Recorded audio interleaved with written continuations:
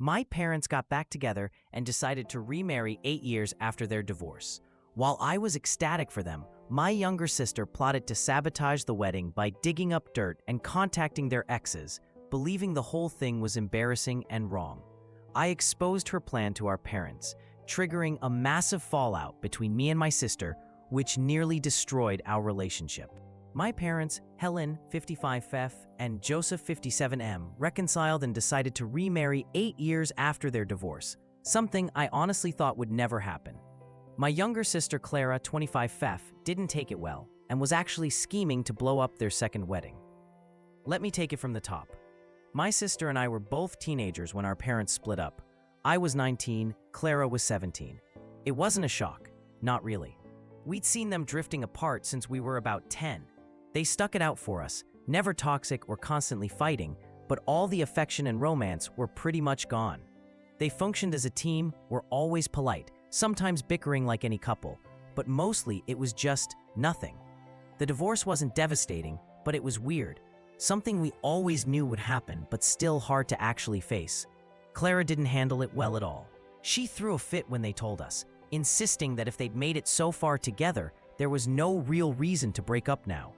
Mom and Dad tried to reason with her, but she wanted none of it.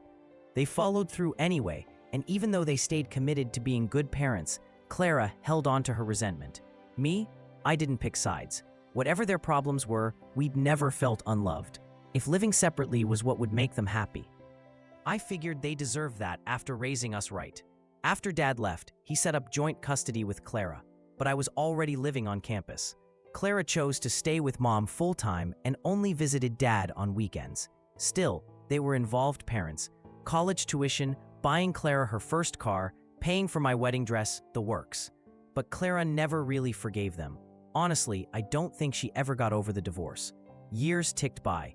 I'm now 27, Clara's 25. By now, I thought we'd both be mature enough to see our parents' perspective, given their reasons and everything they'd done for us. Both Mom and Dad dated over those 8 years, but nothing lasted longer than a few months and never hit the 1-year mark. Last year, though, one of my mom's friends let slip that she'd seen them dining out together at a fancy place too. Clara and I were shocked. Were Mom and Dad seeing each other?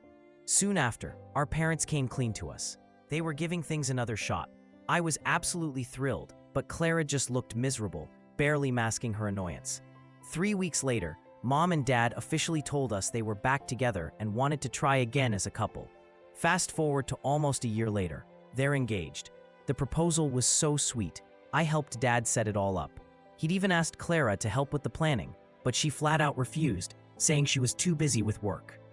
She didn't show up to the engagement party either. I could tell Mom and Dad tried to hide how hurt they were, but the disappointment was obvious.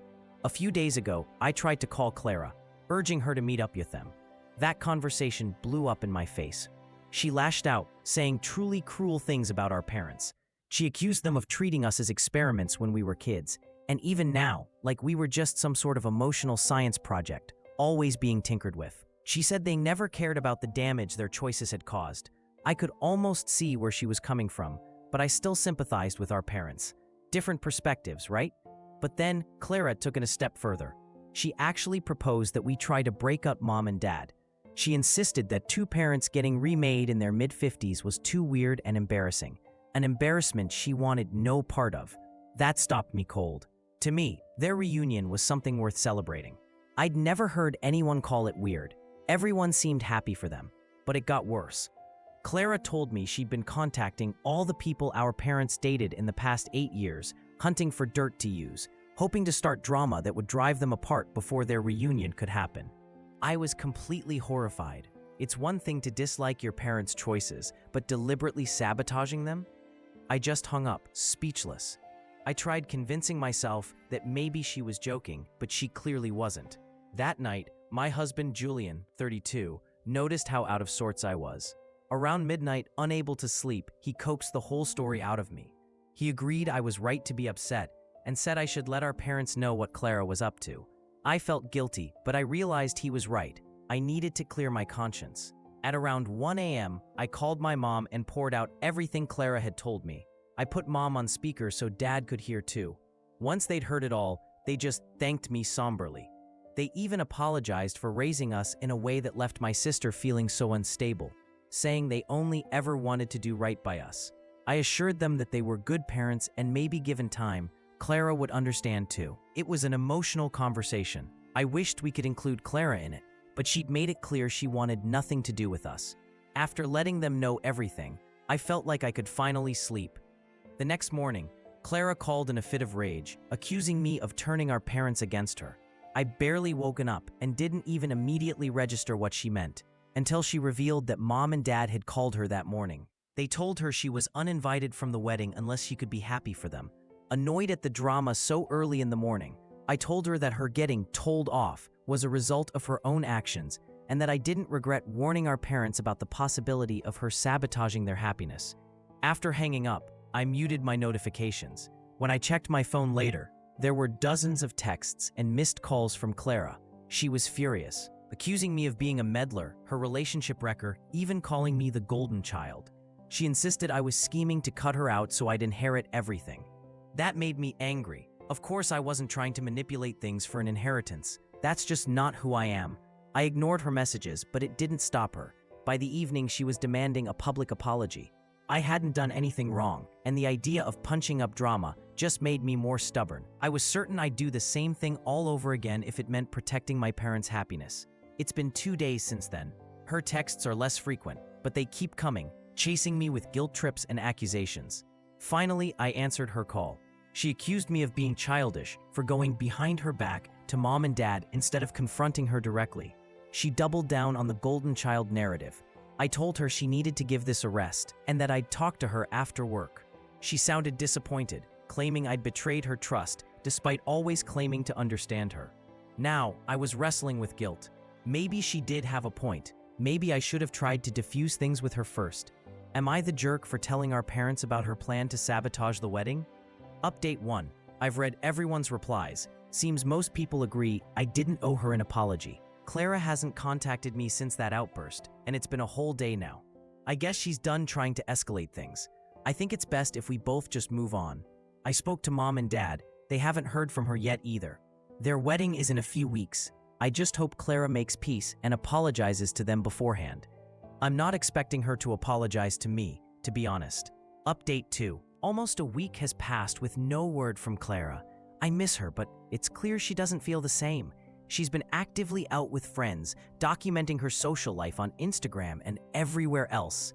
The thing that stung was that a mutual friend reached out to her for a brunch, and she deliberately chose to meet one-on-one rather than with me there. That hurt. Feels like we might never get back to how things were, even if she apologizes. My husband Julian, supportive as always, tries to cheer me up, but as an only child, he doesn't really understand. Clara and I were always close, and I used to overlook her harsh words about our parents. The one time I spoke up, she completely cut me off. I hate this silent treatment thing. If a few more days go by with no contact, I think I'll be the one to reach out. I just miss my little sister. Update 3. I did it. I went over to Clara's place last night because the silence was eating me alive. She was surprised to see me, and it took a while to wade through the awkwardness, but we finally started talking. I explained that my whole life I'd thought of her as my best friend, and that's why this fight hurt so much, why I was so desperate to fix it. I admitted telling our parents what she said probably wasn't the best move, but my conscience wouldn't let me do otherwise. I just didn't want her doing anything she'd regret, and it wasn't about being the golden child. She opened up too. When Mom and Dad uninvited her from the wedding, she realized how out of line she'd been. She told me that after I hung up on her, she knew she'd crossed a line, since I never do that, not even when she's being her most difficult. She had planned to apologize to me the next day, but pride and the awkwardness got in the way. Clara told me she'd always felt like she was in a competition, not just with me, but with our parents, like she had to win me over. Ever since she was little, she was confused by Mom and Dad's relationship. They weren't in love, they never fought, but they also wouldn't separate until we were adults. When they finally did divorce, she felt betrayed, feeling like our existence wasn't even enough to keep them together. She internalized all of that, never talking to anyone because she thought no one would listen or understand, especially not me, since I'd side with the parents. She felt thrust back into those old feelings when they decided to get married again. Now, She understood her actions weren't justified, but at least now I could see why she lashed out. We both cried a lot. She promised to reach out to Mom and Dad soon, and I promised to be there for her through it. Update 4. 3 days since our reconciliation, and Clara finally spoke to our parents. I set up the meeting, time, place, everything.